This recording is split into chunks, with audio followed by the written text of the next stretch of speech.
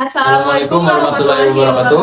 Yang terhormat kepada Ibu Cynthia Rahmi, SHMH, selaku dosen pengampu mata kuliah pengantar hukum Indonesia.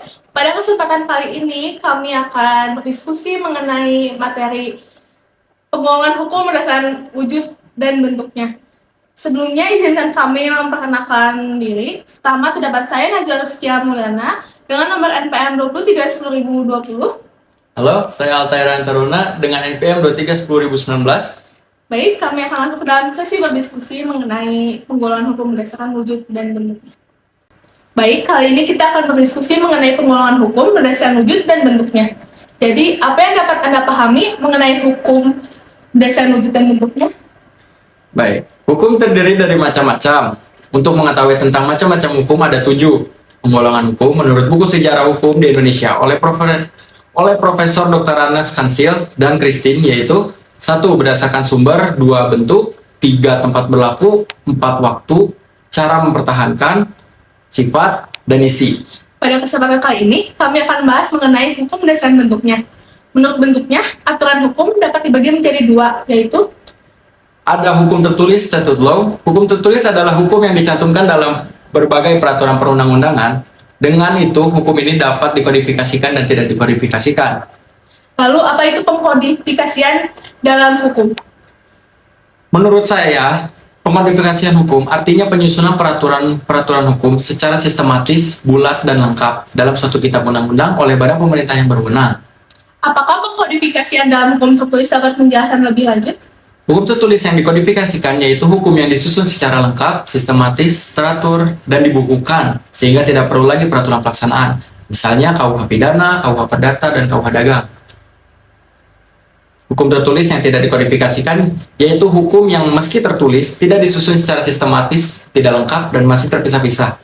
Sehingga sering masih memerlukan peraturan pelaksanaan dan dalam penerapan, misalnya undang-undang, peraturan pemerintah, keputusan presiden. Baik, selanjutnya kami akan berdiskusi mengenai hukum tidak tertulis.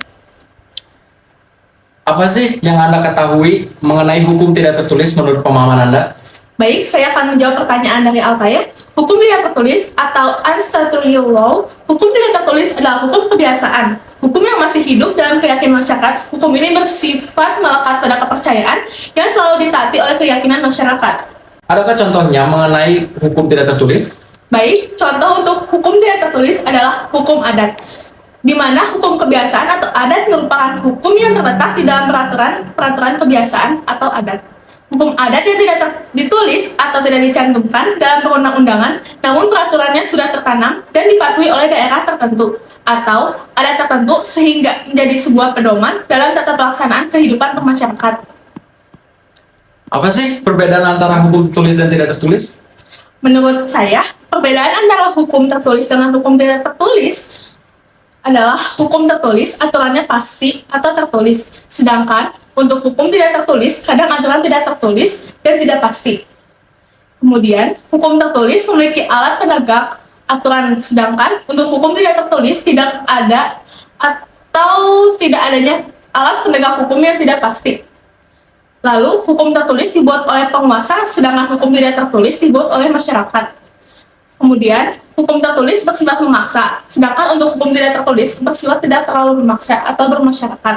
Dan terakhir, terdapat hukum tertulis sanksinya yang berat, sedangkan hukum tidak tertulis sanksinya ringan. Baik, itu saja diskusi dari kelompok kami 13 mengenai penggolongan hukum berdasarkan wujud dan bentuknya. Mohon maaf jika ada kesalahan atau kekurangan. Yes. Terima kasih. Wassalamualaikum warahmatullahi wabarakatuh.